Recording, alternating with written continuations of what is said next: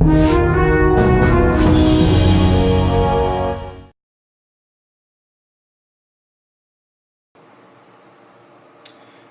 there, folks. How you doing?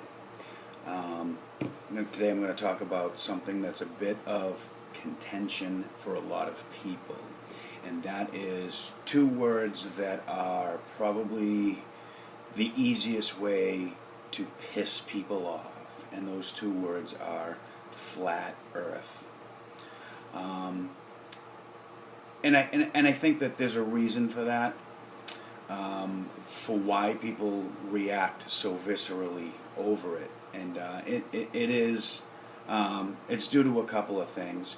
But before we get to that, let me talk to you about what I did in my own personal studies to in my mind prove that the Earth is indeed it is flat. We can look at several things that just really do not make sense. Science tells us that the Earth is spinning at I think it's exactly it's over 1,000 miles an hour. I think it's 1,035 miles per hour. Yet the speed of sound is 767 miles per hour. So think about that for a second. We're spinning faster than Mach 1, according to mainstream science. Okay, if that were the case, every sound would be delayed. You'd see it, and then there would be a delay. If the Earth was spinning at 1,000 miles an hour, wind would only move in one direction or blow in one direction, but we see wind blow in all directions. So there are a lot of things, and by all means go ahead and do your own research on this, and do your own science, because I trust nothing anymore. So here's what I did and how I proved it to myself that it was flat. Now I live in New Hampshire, so I have access to the Atlantic Ocean. It's a 30-minute drive for me, and so I found 2 points in a town called Salisbury, New Hampshire. Okay, and here it is on my map here. Okay, and this is the coastline here, and this is Salisbury Beach right here. So you can get right to the beach. Now there's this island here, and then there's Rockport, Massachusetts. And so I used an app, as you can see here, and I measured the distance from here to be exactly 19.11 miles. Okay, so that's 19 miles. I then plugged that into Earth Curve Calculator, which is available online, and 6 feet tall is the distance. I should be able to observe exactly 173 feet of curvature looking out over 19 miles. For those of you who don't know, that's approximately 17 stories. 173 feet of curvature is, 17 stories. So that's a fairly big building, right? If you think about a 17-story skyscraper, it's really not a skyscraper, but in a lot of towns it's probably the biggest building. So I went to the coastline, and here's what I saw.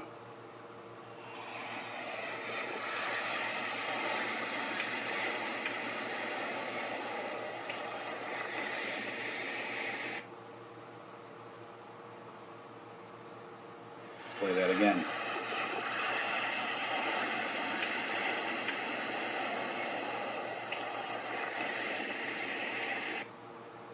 If you hold a straight edge to the horizon, looking out from the island to Rockport, you can see easily that there is no curvature, not even an inch, let alone 17 stories. It's perfectly flat.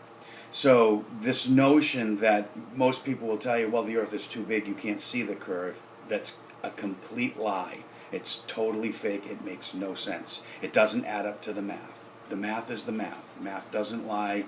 People and their settled science lies. So that's the test that I did. Tests we can all do very, very easily. If we're spinning at 1,000 miles an hour, how am I able to do that?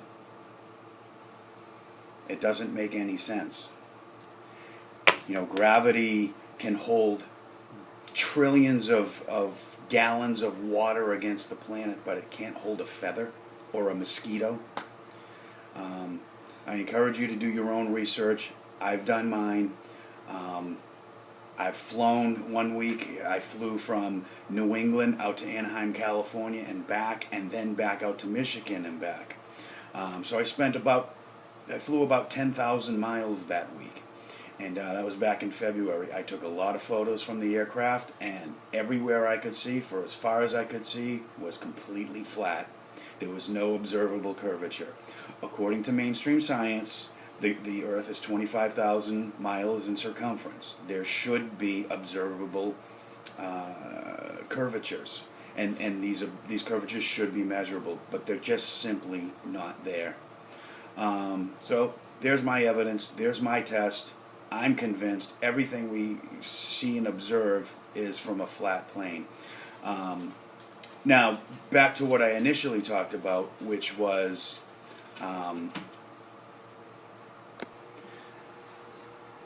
at the top of this video, I had stated that that there's a reason why I think that people get so infuriated when you mention the words flat Earth. I did for years. I thought it was completely batshit crazy.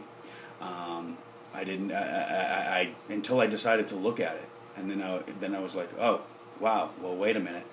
I think there's two things that are happening here. I think that your body already knows that the Earth is flat. Everything that we feel, experience when we feel wind blowing in all directions, or we go out and we see the stillness of everything. We see the trees growing straight up. Everything that we see and observe is from a flat plane. You can go out to the beach and you can look out over the Atlantic or the Pacific or any ocean, and you can see that it's perfectly flat for as far as you can see. You can go 35,000 miles feet in the air in an airplane, look out the window, and you can see it's flat for as far as you can see, and the horizon follows you up.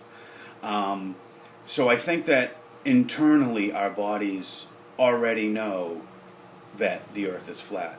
But since the time we first stepped into a kindergarten classroom and saw a globe for the first time, we have been indoctrinated into believing this round ball thing. So you've got a conflict between ego and intuition. Now that is the definition of cognitive dissonance. There are two beliefs right there. Your intuition says the Earth is flat. Your ego, everything you've been told, tells you that the Earth is round. And then you can look up, if you want to go in and attack NASA, that's really easy. There's so many videos that everything they put out is garbage. It's all fake. And it's easily provable that it's fake. But because you have these two internal conflicts, it becomes classic fight or flight. When people are presented with a cognitive or evidence that contradicts them, or a person internally has a contradiction, like we all do, the intuition that the Earth is flat, and then the ego that the Earth is round, okay? That creates a conflict. Fight or flight kicks in. We kick it out and say, you know what, I don't want to deal with that. You're an idiot, you're stupid, you're crazy, put on a tinfoil hat, and all the other insults that come along.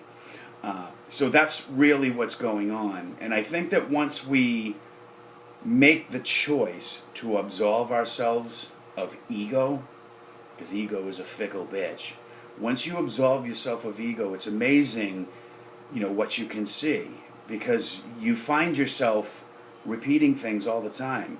It doesn't matter what you're talking about. Oh, this cigarette lighter is sold all around the globe. Well, I stopped myself and I said, why am I using the word globe and around? And I've never been around the world. I don't know. I don't know that it's round. I've never been in space. I've been told my whole life that it's round. You see it in logos. You see it in the AOL logo. You see it in Paramount logos. You see it in movies. You see it. It is literally everywhere. You see it in the peace symbol. You see the round Earth everywhere. So when people question this, and people go out there and they say that the Earth is flat, initially your first reaction will always be to attack that person. That is classic fight or flight, because your body and your intuition already knows that the earth is flat. But your ego is telling you that it's round, and you don't want to deal with that. So you attack the messenger. Classic fight or flight. So again, there's my evidence. I went out to the beach. I was standing 1 foot from the waves. I'm 6 feet tall. I looked out across, measured 19 miles, and I did not observe a curvature. The Michelson and Morley experiment proved years ago, I think it was in the 1800s, that the Earth does not move. They took a light wave and they put it in, they split it, and one went in the direction of the spin, one went in the opposite direction of the spin, hit mirrors, and then recombined. Now, if the Earth was spinning, the side that was going along with the spin of the Earth should have arrived before the second one, but they didn't. They arrived at the same time. Because the Earth is not moving. It's all right in front of your face. It's not moving. It's flat. Hold a lighter outside the window of a car going 10 miles an hour and tell me if you can keep this going. You can't. So, do your own experiment. There are a lot of people doing experiments on this now, and the thing about it, it isn't a small cult. This knowledge is being revealed. Millions of people are waking up to this reality, and it's growing exponentially. So if you don't like flat earthers, I've got bad news for you. It's only getting stronger and bigger, exponentially, faster. Millions and millions of more people all across the plane are starting to wake up to this deception. And it's interesting, why would they do this? That's the question everybody asks. Why? What do they have to gain? Why would they do this? Well, there's a lot of theories. I have a theory. But ball Earth is being a insignificant nothing speck of accident in a infinite plane, infinite universe, certainly hides God pretty good. There are, let's see here, I can show you a couple other things here.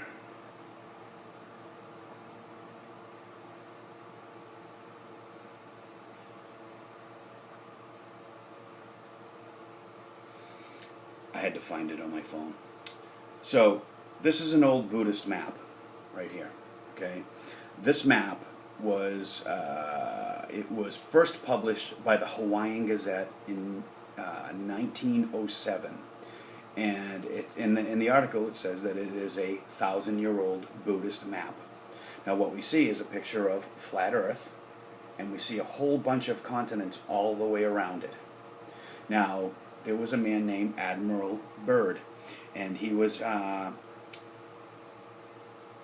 he was an explorer, and he went in I think it was 1956 thereabouts, don't quote me on the date, but he went on national TV and he had reported that he had found a landmass 2,600 miles beyond the South Pole that was the size of North America. And there was trees, and there was green, and there was vegetation, and it was completely, he claims that it was completely, there was no humans there, it was uninhabited, and huge resources there and all that sort of thing. So he had sailed off the coast of Argentina. So if we go to the map, there's Argentina, and you go to the South Pole, which is the Antarctic rim, and then you go beyond that, you see this landmass, which is approximately the size of North America, right there. There's the landmass. So I believe that he found that landmass right there. Now, 2,600 miles beyond the South Pole would put him somewhere in the middle of the Indian Ocean. So he found something. But if we go to the United Nations, who have signed the treaty with a whole slew of other countries that no one can explore there, and it's off limits. If we look at the United Nations logo, we see the flat Earth. Okay, most flat earthers will point that out, but they don't point out another significant problem or clue. The olive leaves. there are 28 olive leaves around this. Now, if we remember the logo of the United States, of the eagle clutching the olive branches, there's 13 branches, and the branches all represent the original 13 colonies. Some conspiracy theorists will say it's the 13 families that rule the world. Take your pick. But the significance is that it represented the 13 colonies. It represented something, as does United Nations logo. So we have 20. So if we go, Star Wars picture there, back to the flat map, we can see there are approximately 28 continents beyond the Antarctic rim. And I think that that's what they're hiding. There it is again. So you see all these continents that are all, here's the flat Earth, just like in the UN logo, right? Then you picture the Antarctic rim, and you've got all these additional continents all the way around.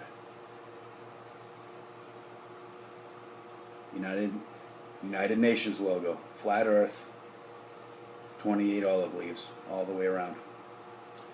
That's what I think they're hiding. Why would they hide that? Who knows? That's anyone's guess. Maybe there's infinite wealth there. Maybe there's infinite power there. There's all sorts of things. Maybe God is there. So do your own research. That's what I found. I've been trying to make this video for a while, and there you have it. Leave your comments. I'm sure there's going to be a bazillion hate comments because YouTube is loaded with that.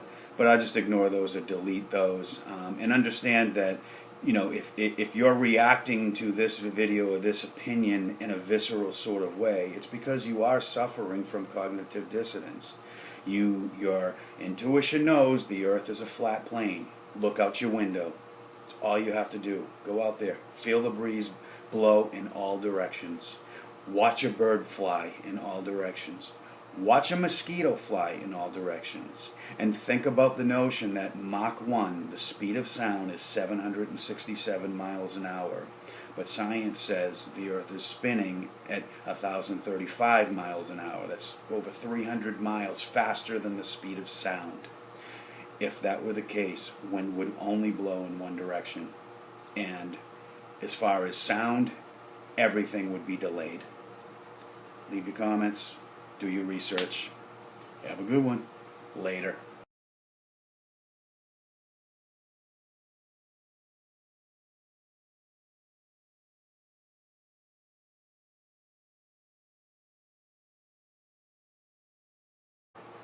And I think that there's a reason for that, for why people react so viscerally over it, and it is.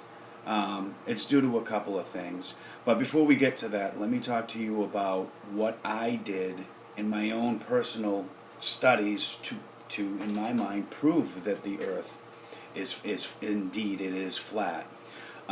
We can look at several things that just really do not make sense. Science tells us to drive for me. And so I found 2 points in a town called Salisbury, New Hampshire. Okay, and here it is on my map here. Okay, and this is the coastline here, and this is Salisbury Beach right here. So you can get right to the beach. Now there's this island here, and then there's Rockport, Massachusetts. And so I used an app, as you can see here, and I measured.